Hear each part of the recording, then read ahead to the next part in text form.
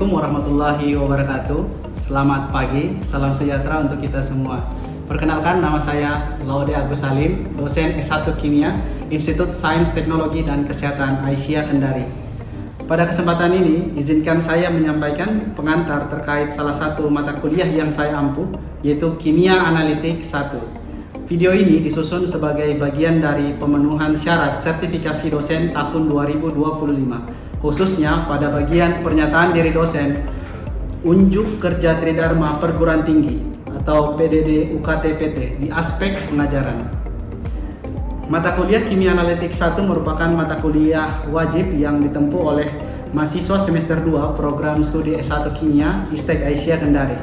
Mata kuliah ini memiliki beban 2 SKS dan dilaksanakan selama 1 semester. Sistem pembelajaran yang digunakan mengacu pada pendekatan Delivery, Interaction, and Assessment. Bahasa dalam mata kuliah ini adalah bahasa Indonesia dan pendekatan pembelajarannya meliputi ceramah, diskusi, serta metode problem-based learning.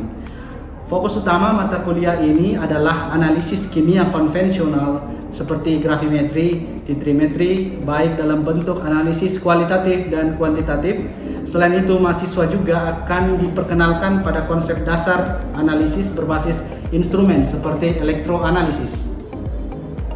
Adapun pokok bahasan dalam mata kuliah Kimia Analitik 1 meliputi konsep dasar analisis kualitatif dan kuantitatif, konsep dasar analisis konvensional dan modern, metode gravimetri, titrasi asam basa, titrasi redoks, titrasi pengendapan, titrasi kompleksometri, pengantar analisis modern atau elektroanalisis, dan penyelesaian masalah terkait dengan analisis konvensional dan modern. Capaian pembelajaran lulusan yang dibebankan pada mata kuliah ini meliputi menguasai konsep dasar ilmu kimia dalam konteks pengembangan atau implementasi ilmu pengetahuan dan teknologi, mampu menerapkan ilmu pengetahuan dan teknologi pada bidang ilmu kimia secara umum dan teoritis, mampu menghasilkan simpulan yang tepat berdasarkan hasil identifikasi, analisis, transformasi sesuai dengan bidang keahliannya. Dan yang terakhir, mampu menganalisis pengetahuan operasional yang lengkap tentang fungsi, cara mengoperasikan instrumen kimia, dan analisis data serta informasi dari instrumen tersebut. Selanjutnya, untuk capaian pembelajaran mata kuliah atau CPMK pada akhir perkuliahan ini ada 6, meliputi mahasiswa memiliki kemampuan observasi dan pengamatan dalam analisis, mahasiswa memiliki keterampilan mengukur dan menganalisis data dalam analisis konvensional dan modern, mahasiswa memiliki kemampuan dalam pemecahan masalah kimia analisis, mahasiswa memiliki keterampilan dalam komunikasi ilmiah, mahasiswa memiliki keterampilan bekerja secara kolaboratif dalam tim untuk analisis. Dan yang terakhir, mahasiswa memiliki pemahaman dasar tentang prinsip-prinsip kimia analisis modern sebagai pengantar menuju pemanfaatan instrumen. Beberapa sumber rujukan utama dalam perkuliahan ini menggunakan buku dari nasional dan internasional serta publikasi jurnal internasional bereputasi Scopus, baik dari dosen pengampu mata kuliah dan juga peneliti lainnya. Adapun perkuliahan dilaksanakan selama 16 pertemuan dengan rincian 7 pekan pertama yaitu penyampaian materi dan diskusi, pekan ke-8 ujian tengah semester, pekan ke-9 sampai ke-15 lanjutan materi dan kuis, pekan ke-16 adalah ujian akhir semester dengan evaluasi pembelajaran terdiri dari kuis sebanyak 7 kali, tugas individu dan kelompok sebanyak 2 kali, ujian tengah semester, ujian akhir semester. Adapun aspek penilaian masing-masing yaitu ujian akhir semester, tugas, ujian tengah semester, kuis, kehadiran dengan bobot total keseluruhan 100%. Demikian pengantar mata kuliah Kimia Analitik 1 untuk mahasiswa program studi S1 Kimia ISTEK Aisyah Kendari. Selanjutnya, saya akan tampilkan proses pembelajaran dalam bentuk dokumentasi yang telah dilaksanakan. Terima kasih atas perhatiannya. Assalamualaikum warahmatullahi wabarakatuh. Waalaikumsalam warahmatullahi wabarakatuh. Oke, selamat pagi. Bagaimana kabarnya adik-adik? Alhamdulillah. Oke, kita akan melanjutkan pertemuan mata kuliah kita yaitu Kimia Analitik 1. Sebelum memulai aktivitas perkuliahan, marilah kita berdoa. Berdoa dimulai.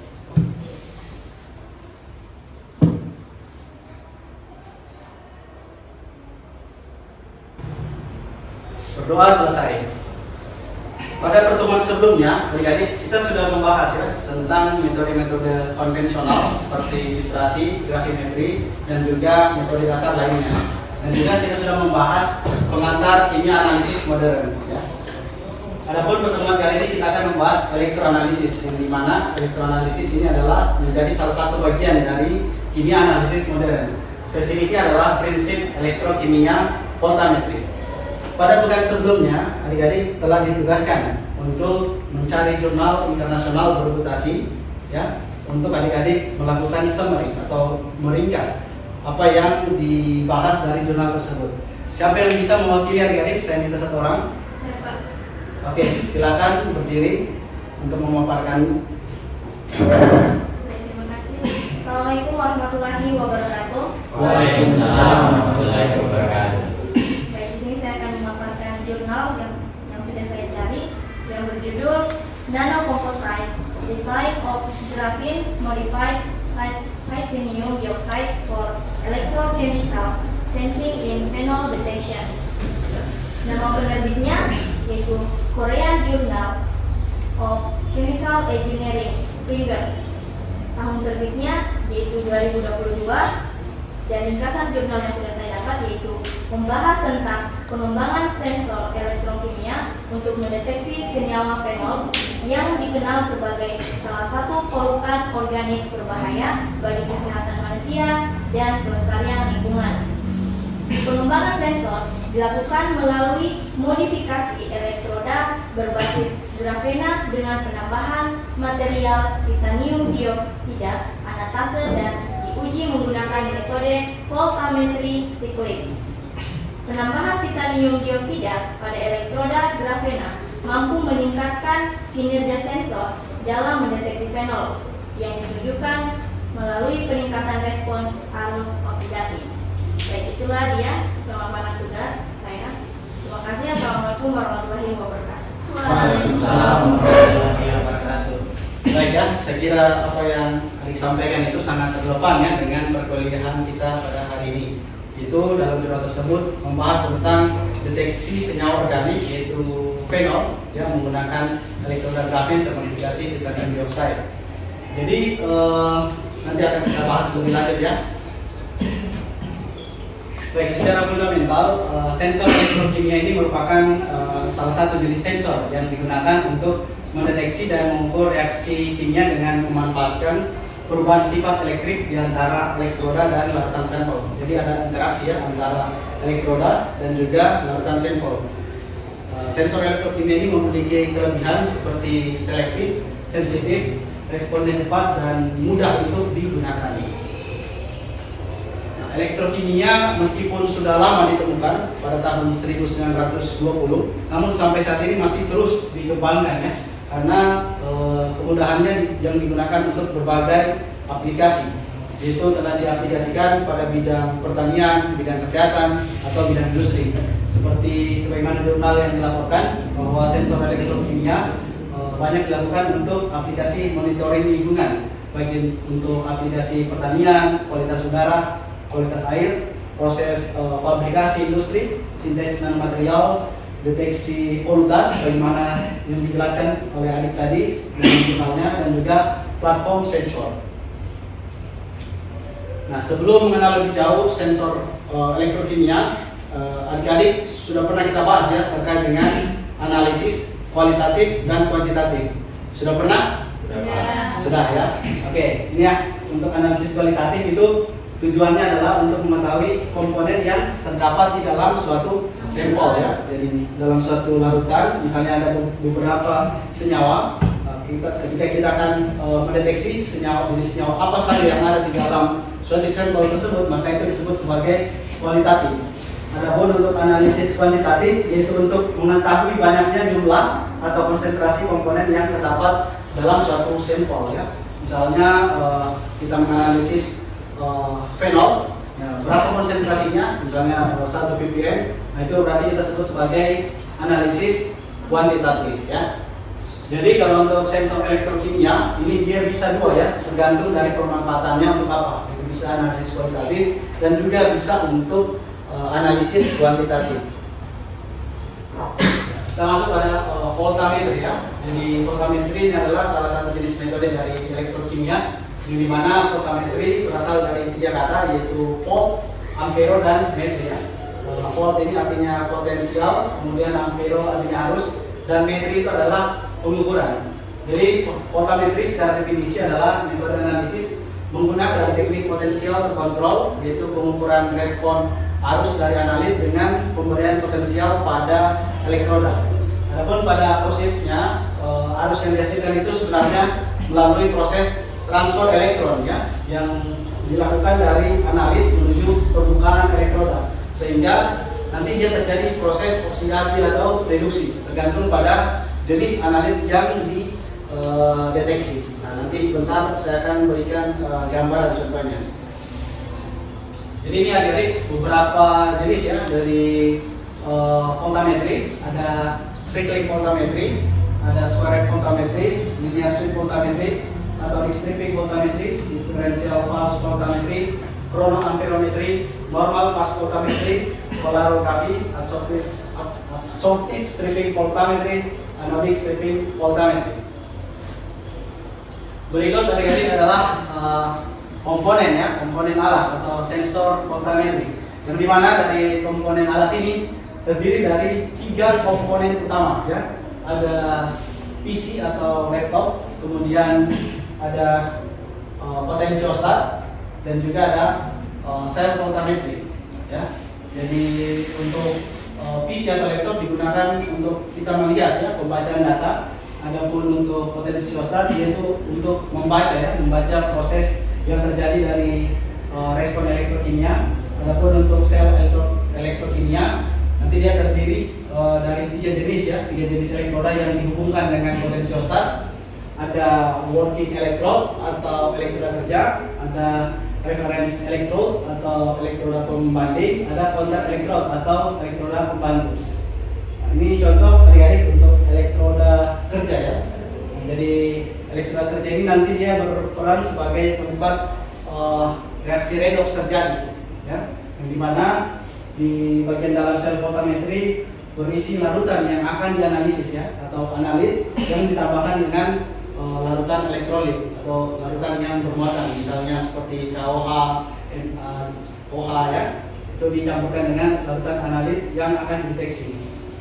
Kemudian reference ya, reference electrode ini berfungsi untuk memberikan referensi potensial untuk elektroda kerja, jadi dia tidak berinteraksi ya dengan analit.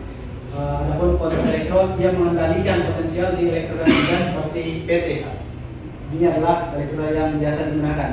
Jadi kalau terjadi proses oksidasi dari elektroda kerja, maka elektroda pembantu akan menyeimbangkan, itu proses reduksi.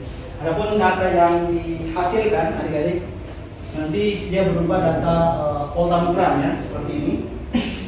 Misalnya tadi kita analisis senyawa fenol ya. Jadi kalau fenol dia, ada yang tahu mengalami oksidasi atau reduksi? Dia mengalami oksidasi ya. Nah, dia berarti kalau mengalami oksidasi dia melepaskan elektronnya.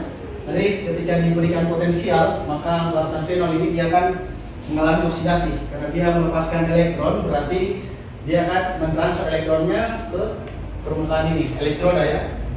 Ketika dia mengalami oksidasi, ciri khas dari pembacaan voltamogram, maka harusnya dia akan naik ke atas ya.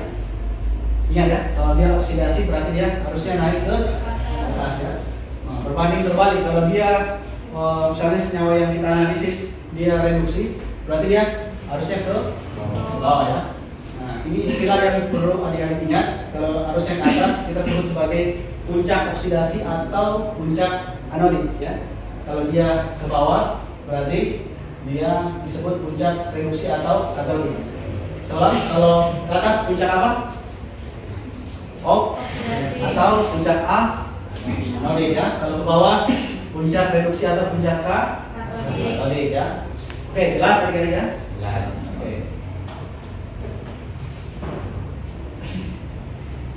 Nah, kurang lebih kalau tadi hanya dalam bentuk animasi ya, kali ini adalah contoh gambarnya ya untuk sel voltametri. Yang tadi ada 3 jenis ya, 3 jenis elektroda.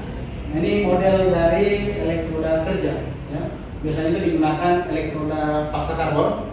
Ini sebenarnya bisa kita buat sehari-hari.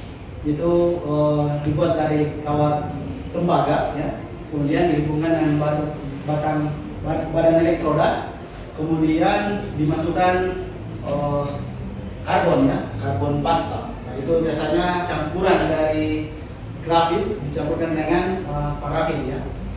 Biasa kita sebut elektroda pasta karbon, ya. Mungkin Erik mendengar kalau pasta itu seperti apa, misalnya pasta gigi, ya. Nah, kira-kira kita buat seperti itu pasta karbon, ya. Kemudian kita masukkan ke dalam badan elektroda. Nah, ada 3 jenis arus yang akan dideteksi oleh alat ini. Itu ada arus migrasi, konveksi, dan difusi. Namun berkaitan dengan konsentrasi, kita hanya fokus pada arus difusi saja, ya, karena untuk arus difusi ini dia arus yang berkaitan dengan konsentrasi, ya. Jadi ketika kita mendeteksi, maka konsentrasinya itu berbanding lurus, ya, dengan arus. Semakin tinggi konsentrasi, maka arus yang dihasilkan juga semakin tinggi. Sehingga kita berharap bahwa arus yang dihasilkan ini hanya arus difusi, bukan arus konveksi dan migrasi, ya. Kalau arus konveksi ini biasanya dia timbul akibat adanya gerakan mekanik, ya, larutan atau dia goyang, ya, sehingga kita harapkan dia diam. Olehnya itu biasanya pada saat proses pengukuran itu ditahan, ya, pakai static clamp, ya, sehingga dia tidak goyang, ya. Adapun untuk arus migrasi ini biasanya juga disebabkan pergerakan ion, ya, melalui larutan akibat tarik menarik elektrostatik. Seperti tadi yang saya jelaskan, kita tambahkan larutan elektrolit, ya, untuk mengurangi arus migrasi yang ditimbulkan. Jadi kurang lebih seperti ini, adik. Untuk gambaran, ya, bagaimana alat voltametri ini dia bisa mendeteksi. Nah, ini contoh sinyal dari riset, ya, yang saya kerjakan dengan dosen kimia, yaitu bagaimana elektroda yang kami buat, yaitu elektroda kerja grafit, ya, termodifikasi karbon quantum dots, termodifikasi zinc oksida, bagaimana dia bisa mendeteksi pestisida fipronil, ya. Jadi secara teori fipronil ini dia mengalami reaksi oksidasi, yaitu proses pelepasan elektron. Jadi ketika dia melepas elektron, kita anggap ini, ya, ada proses, ya, proses reaksi di sini. Pada saat diberikan potensial, elektron ini akan menempel, ya, bergerak menuju permukaan, elektroda. Selanjutnya elektron tersebut akan tertransfer, ya, menuju pembacaan data dari potensial start. Jadi alat tersebut akan membaca, ya, kalau dia oksidasi tadi berarti harusnya ke naik, ya, ke atas, ya. Kurang lebih seperti itu. Mudah, ya? Mudah, ya.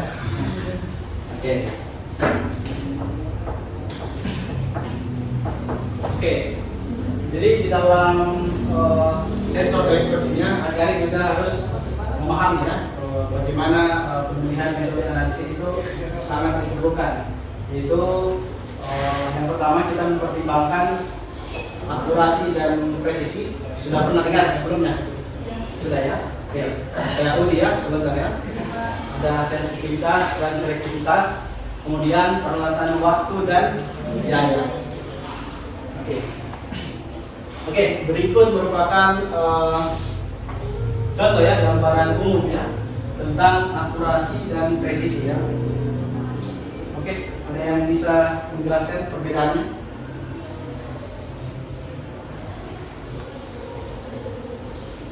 Oke, Aris? Oke, Pak. Untuk yang akurasi ini yaitu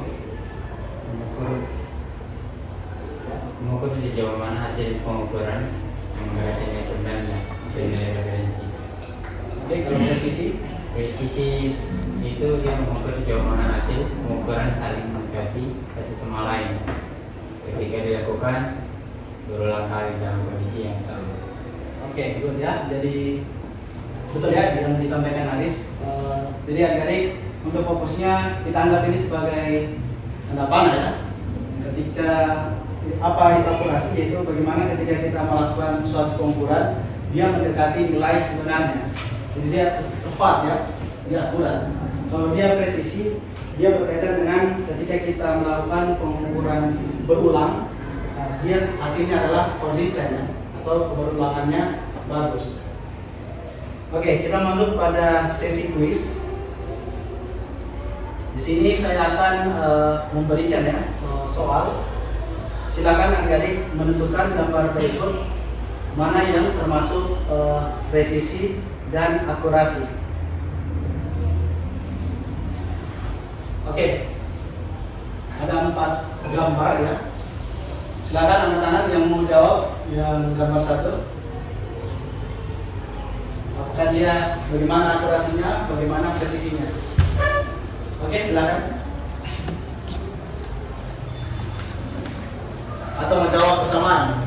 Oke, gambar 1 apa? Satu dia akurasi, Pak. Akurasi ya. Presisi atau tidak? Akurasi dan presisi atau tidak? Tidak, tidak. Oke. Nanti ya kita lihat apa betul atau tidak. Oke, nomor 2. Presisi. Akurasi atau tidak? Akurasi dan presisi. Akurasi dan presisi. Iya. Kalau 3, Yang presisi, Pak. presisi. Kalau 4,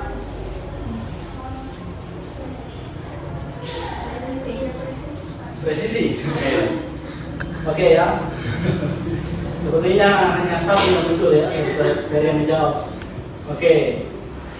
Nah, yang nomor 1 ini dia akurasi dan presisi ya. Kita lihat dia akurat, juga dia keberulangannya bagus ya. Itu dia sama tetap ya. Ya kan? Kalau nomor 2 dia sebenarnya akurat ya. Itu masih pada target ya. Tetapi dia tidak presisi, yaitu keberulangannya tidak bagus ya. Kalau 3 betul ya, ini sudah jelas ya, tidak akurat tapi dia presisi. Kalau 4 dia tidak akurat, tidak presisi. Oke, jelas ya? Jelas, Pak. Oke. Nah ini contoh ya, contoh validasi analitik. Nah nanti ini lebih detail kita akan bahas ya pada materi khusus ya tentang validasi. Tapi sebagai pengantar umum di dalam metode elektrokimia biasanya ini terdiri dari proses beberapa validasi yaitu seleksi elektroda, karakterisasi elektroda, linearitas, sensitivitas, selektivitas, stabilitas, presisi dan akurasi ya. Oke, saya mau tes adik-adik. Ya, tadi kita sudah bahas ya tentang oksidasi dan reduksi ya. Oke, adik-adik mengukur ya suatu larutan. Nah, kita ambil dari salah satu jurnal ya. Dia mengukur menghasilkan data voltamogram seperti ini. Oke, dia termasuk puncak arus apa? Oksidasi atau reduksi? Oksidasi ya, jelas ya, karena naik ke atas. Kalau secara kimianya karena larutan analitnya dia mengalami proses oksidasi. Ini linearitasnya jadi seperti yang dijelaskan tadi, kalau semakin tinggi konsentrasi dari suatu larutan maka arusnya juga semakin tinggi ya. Oke, ini oksidasi atau reduksi? Tetap ya, oksidasi ya. Oke. Dia terjadi proses ini ya, pelepasan elektron ya. Nah, kalau dia reduksi, berarti dia menerima ya, menerima elektron. Oke, selanjutnya kita masuk pada sesi diskusi. Baik, silakan adik-adik. Apabila ada yang ingin ditanyakan, silakan. Oke, silakan berdiri. Assalamualaikum warahmatullahi wabarakatuh. Waalaikumsalam warahmatullahi wabarakatuh. Terima kasih atas kesempatan yang diberikan kepada saya. Izin bertanya Pak, Ya. berkaitan dengan pembahasan kimia analisis modern, apakah teknik elektroanalisis saat ini masih terbatas penggunaannya di laboratorium? Apakah sudah ada pengembangan teknologi yang memungkinkan metode elektroanalisis digunakan secara langsung di lapangan, terutama untuk aplikasi pemantauan lingkungan atau deteksi cepat di lokasi? Terima kasih. Baik, ya, tepuk tangannya sangat bagus. Oke, kalau yang adik-adik lihat tadi, kira-kira alat elektrokimia tadi, voltametri, sensor voltametri, dia penggunaannya di lab atau di lapangan? Masih skala lab ya? Oke. Nah ini sebenarnya baru mau dijelaskan ya. Jadi ini berdasarkan sangat bagus ya adik-adik kalau mau baca jurnal ini. Dia mereview ya terkait dengan perkembangan sensor elektrokimia ya dari tahap laboratorium sampai dia saat ini sudah skala terapan, itu bagaimana dia bisa diaplikasikan di lapangan ya. Jadi perkembangannya saat ini sudah bisa digunakan untuk di lapangan ya. Kalau tadi saya jelaskan masih skala laboratorium ya, kira-kira seperti ini. Sel voltametri, kalau dia skala lapangan biasanya sudah bisa kita gunakan screen printed elektrod ya, dia lebih kecil ya. Tapi di dalam komponennya juga ada elektroda pembanding, pembantu dan elektroda platina ya. Oke, ini contoh adik-adik untuk perkembangannya ya. Nah, bagaimana alat itu dia bisa mendeteksi? Ini salah satu penelitian ya, yang dilaporkan. Contoh dia menggunakan sarung tangan ya untuk sebagai sensor. Jadi dia menggunakan tangannya. Nah, bagaimana cara kerjanya? Jadi ketika dia memakai sarung tangan, sebenarnya dia di jarinya ini sudah ada 3 komponen elektroda tadi, yaitu yang skala kecil ya. Ada counter elektrod, ada working elektrod, ada reference elektrod ya. Jadi ketika dia mendeteksi, nah misalnya buah ya, buah apel, nah, cukup dia pegang ya, ada pegang. Oh iya, nanti sensornya akan mendeteksi bagaimana. Oh iya, misalnya tadi fipronil, dia mengalami oksidasi, maka dia pembacaan arus di HP, nah, nanti dia akan baca juga ya. Sama halnya dengan buah-buah lainnya.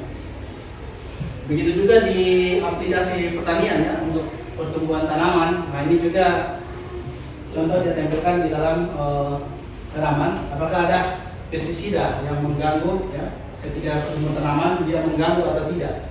Nah, ini bisa dideteksi, kemudian nanti dihubungkan dengan smartphone. Jadi perkembangannya saat ini masih sangat dikembangkan ya, dan bahkan sudah aplikasi terapan. Oke, begitu adik-adik kan? Jelas kira-kira? Jelas. Oke. Baik adik-adik, selanjutnya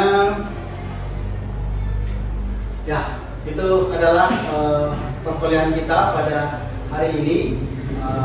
Silakan adik-adik untuk pertemuan selanjutnya nanti adik-adik baca dulu sebagaimana pertemuan sebelumnya. Adik-adik download jurnal yaitu terkait dengan potensiometri. Jelas ya adik-adik? Oke, kita tutup pertemuan kita. Assalamualaikum warahmatullahi wabarakatuh. Waalaikumsalam warahmatullahi wabarakatuh.